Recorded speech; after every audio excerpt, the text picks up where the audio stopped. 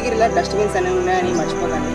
ఎక్కడ పడితే అక్కడ చాలా చెత్త వేసి మొత్తం పొల్యూషన్, సాయిల్ పొల్యూషన్ చేసేస్తారు.